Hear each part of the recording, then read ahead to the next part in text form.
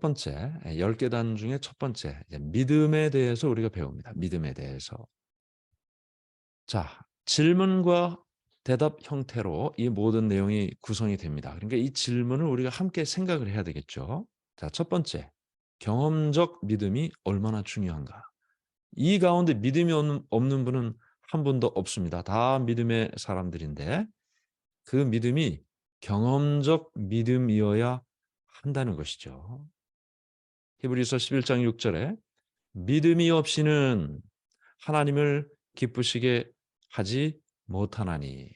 그래서 이 믿음이 없이는 하나님을 기쁘시게 하지 못한다고 했습니다. 여러분들이 받으신 그 강의 요약에 빈칸이 있죠. 그 빈칸은 제가 여러분들에게 보여드리는 성경절의 다른 색깔입니다. 그래서 색깔만 다 잘 찾아가셔도 답을 금방 찾을 수 있겠죠. 믿음이 없이는 하나님을 기쁘시게 하지 못한다. 그러니 우리가 하나님을 믿는 믿음의 삶을 살면서 경험적 그 믿음이 없다는 것은 하나님을 기쁘시게 하지 못한다라는 생각을 하게 되는 것이죠. 로마서 14장 23절에도 이렇게 말합니다. 믿음을 따라하지 아니하는 것은 다 죄니라. 믿음을 따라하지 않은 모든 것이 다 죄다. 우리 마음속에는 죄를 짓는 것이 죄다라고 생각을 하는데 믿음으로 하지 않은 것이 다 죄란 말이죠. 그 말 속에는 내 생각대로 하는 선한 행동도 죄라는 말입니다. 내 생각대로 하는 선한 행동도 다 죄다. 그러므로 우리가 하는 모든 생각과 삶의 행동과 모든 일들이 다 믿음으로 해야 한다라는 사실을 생각하게 되는 것이죠. 그만큼 믿음이 중요하다. 자, 두 번째는 믿음에 대하여 어떤 오해가 있을 수 있는가?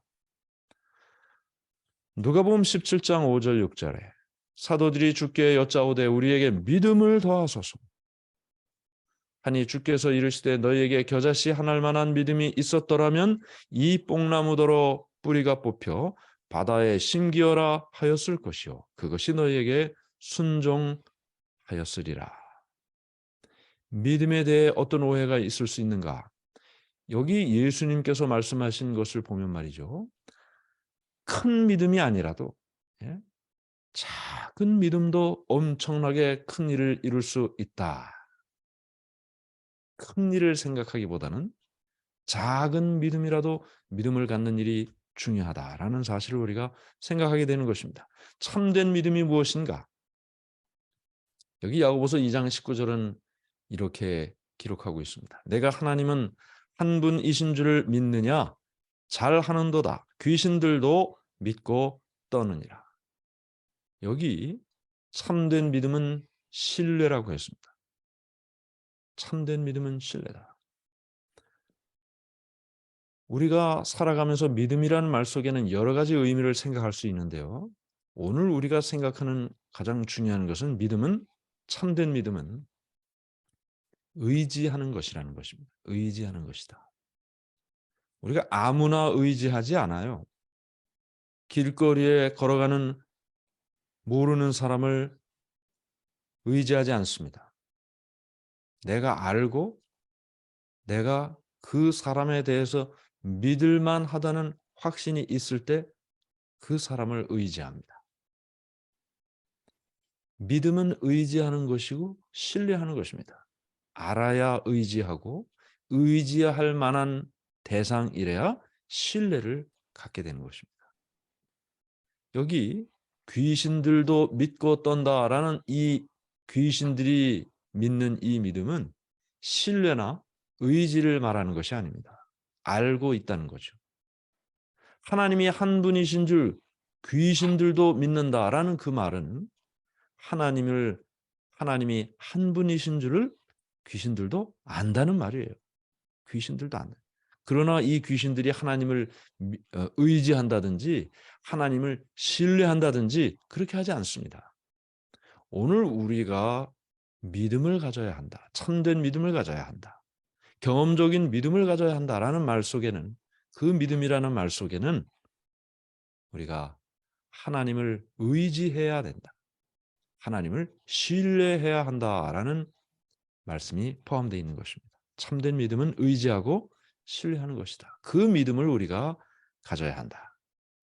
우리가 어떻게 다른 사람을 신뢰하는 법을 배울 수 있습니까? 아무나 신뢰하지 않아요. 그렇죠? 어떻게 다른 사람을 신뢰하는 법을 배우게 되는가? 디모데후서 1장 12절에 내가 믿는 자를 내가 알고 또한 내가 의탁한 것을 그날까지 그가 능히 지키실 줄을 확신함이라. 여기 바울은 내가 믿는 자를 내가 안다 그랬어요. 이 안다는 말이 머리로 안다는 말이 아닙니다. 마음으로 알고 경험으로 안다는 말입니다. 마음으로 알고 경험으로 안다는 말이에요. 그래서 우리가 하나님을 믿는다, 예수님을 믿는다라는 말은 경험적으로 안다는 말인데 어떻게 내가 그러면 알 수 있나? 어떻게 내가 경험적으로 알 수 있나? 우리의 이 일생의 과제 아니겠습니까? 우리가 다 믿음을 갖기를 원하고 그 믿음이 피상적인 믿음이나 지식적인 믿음으로 끝나는 것이 아니라 정말 하나님을 나의 삶에 경험적으로 알 수 있는 그 방법이 무엇일까? 여러분은 사람들을 어떻게 알아가십니까? 오늘도 우리가 이따가 이 소그룹을 하게 될 텐데 가만히 있으면 알 수 있어요? 없어요? 가만히 있으면. 그 사람이 어떤 사람인지 가만히 그 사람이 아무 말도 안 하면 그 사람이 어떤 사람인지 알 수 있습니까? 없습니까? 모릅니다. 네. 뭐 얼굴은 알 수 있겠죠. 얼굴을 보여주니까. 그러나 말을 안 하면 아무것도 알 수 없습니다. 그 사람에 대해서 말이죠. 내가 말을 안 하면 사람들이 나를 알 수 있습니까? 모릅니다. 말을 안 해주면 아무것도 알 수 없습니다. 예. 그 말은 말을 들어야 하고 말을 해줘야 알아요. 그리고 또 한 가지를 더 한다면 그 사람과 함께 무엇인가를 경험하면 또 알 수 있어요. 한국 사람들은 밥을 먹고 또 어딜 간다 그래요? 네, 뭐 이 미국적인 배경으로는 별로 흔한 일은 아니지만 한국에 사시는 분들은 밥을 먹고 두 번째는 사우나를 같이 가고 세 번째는 같이 잠을 자면 그 사람에 대해서 친해지고 알게 된다. 그런 말이 있지 않습니까? 어떻게 우리가 하나님과 함께 그 아는 관계를 성장시켜 나갈 수 있을까요? 내가 예수 믿은 지 1년이 되고 5년이 되고 10년이 되고 20년이 되고 30년이 됐는데 내가 믿는 하나님을 내가 얼마나 알고 있느냐. 그것이 내가 어떤 믿음을 가지고 있느냐를 결정하게 된다는 것입니다. 영생은 예수를 아는 것에서부터 출발하죠. 영생은 곧 유일하신 참 하나님과 그가 보내신 자 예수 그리스도를 아는 것입니다. 아는 것입니다. 죄를 안 지으려고 노력하는 것이 아니고 믿음을 가지려고 노력하는 것이 아니고 예수를 알기 위하여 노력하는 것이 첫 번째 우리의 일이 되어야 될 것입니다. 여섯 번째, 그러면 어떻게 하나님을 알게 되는가? 자, 첫 번째는요. 로마서 10장 17절. 그러므로 믿음은 들음에서 나며 들음은 그리스도의 말씀으로 말미암았느니라. 어떻게 하나님을 압니까? 어떻게 다른 사람을 압니까? 그 사람으로부터 말을 들어야 돼요. 하나님의 말씀을 들어야 돼요. 지금 우리 모두가 이 새해 벽두에 하나님의 말씀을 듣는 이 자리에 있는 것은 하나님을 알아가는, 예수님을 알아가는 과정이죠. 하나님의 말씀을 연구하는 성경 연구, 이것이 하나님을 알아가는 과정이 됩니다. 듣는 일이에요. 두 번째는 항상 기도하고 낙심하지 말아야 할 것을 비유로 말씀하여. 기도하는 일, 이건 내가 하나님께 말씀을 드리는 겁니다. 말씀을 내가 듣는 것은 하나님을 내가 듣는 일이라면 기도는 내가 하나님께 말하는 일이 되겠죠. 두 번째는 기도를 통해 내가 하나님을 알게 된다. 세 번째는요. 마태복음 11장 29절에 나의 멍에를 메고 내게 배우라. 예수님이 말씀하셨어요. 같이 하자. 같이 하자. 무엇을 해도 나랑 같이 하자. 이것이 예수님께서 우리에게 자신을 알려주는 방법이에요. 여행을 같이 가는 것, 함께 사는 것, 무슨 일을 같이 하는 것, 그 사람을 알아가는 충분한 과정이 됩니다. 이 세 가지, 성경을 연구하고 기도를 드리고 하나님과 함께 봉사하는 이 세 가지는 믿음을 성장시키고 믿음을 갖게 하는 징검다리가 된다. 믿음은 성경 연구, 기도, 그리고 봉사를 통해 활동한다. 거꾸로 말하면 하나님의 말씀을 듣지 않고 하나님께 이야기하는 기도 드리지 않고 하나님과 함께 봉사하는 일도 하지 않으면 우리의 믿음은 어떻게 될까요? 우리의 믿음은 어떻게 될까요? 하나님을 알지 못하니 믿음도 없거나 적겠죠. 없거나 적겠죠. 이것이 오늘 우리가 생각하는 믿음의 과정인 것입니다. 자, 7번째, 믿음은 우리가 스스로 일하거나 발전시켜야 하는 것인가? 자, 이 믿음을 가져야 하고 큰 믿음을 가져야 되겠죠. 근데 그 일을 위해서 우리가 어떤 일을 해야 되는가? 그 일을 질문하고 있는 것입니다. 에베소서 2장 8절 9절. 너희는 그 은혜에 의하여 믿음으로 말미암아 구원을 받았으니 이것은 너희에게서 난 것이 아니요 하나님의 선물이라. 행위에서 난 것이 아니니 이는 누구든지 자랑하지 못하게 함이라. 자, 믿음은 나로부터 나의 노력으로부터 시작하는 그 어떤 것이 아니라 그랬어요. 이 굉장히 중요한 말씀입니다. 믿음은 내가 스스로 노력해서 생기거나 성장시킬 수 있는 것이 아니라 그랬어요. 내 힘으로 하는 것이 아니라 그랬어요. 갈라디아 5장 22절 23절. 오직 성령의 열매는 사랑과 희락과 화평과 오래 참음과 자비와 양선과 충성과 온유와 절제니 이 같은 것을 금지할 법이 없느니라. 자, 여기 성령의 열매라고 하고 8가지 열매를 나열하고 있는데 그 중에 하나가 충성이에요. 충성. 근데 우리가 믿음을 이야기할 때 faith, F-A-I-T-H라는 이 믿음을 이야기하는데 여기 충성이라는 말이 faithfulness예요. 믿음 있음, 믿음직함이라는 뜻입니다. 그러니까 우리의 이 믿음은 성령의 열매이지 내 열매가 아니라는 것이죠. 하나님께서 우리에게 주시는 거예요. 이 한 문장을 믿음은 하나님의 선물이다. 라는 이 한 문장을 분명하게 우리의 마음에 새기고 다음 장으로 다음 신앙의 페이지로 넘어가야 그 믿음이 자랄 수가 있는 것입니다. 이게 내 믿음이다, 이게 내가 하는 믿음이다라고 하면 하나님에 대한 믿음이 성장할 수가 없어요. 계속해서 믿음은 성령의 열매이지 인격의 열매가 아니다. 믿음은 우리가 일하거나 발전시키는 것이 아니다. 성령의 열매이지 인격의 열매. 인격의 열매는 우리가 열심히 노력하면 되잖아요. 그렇죠?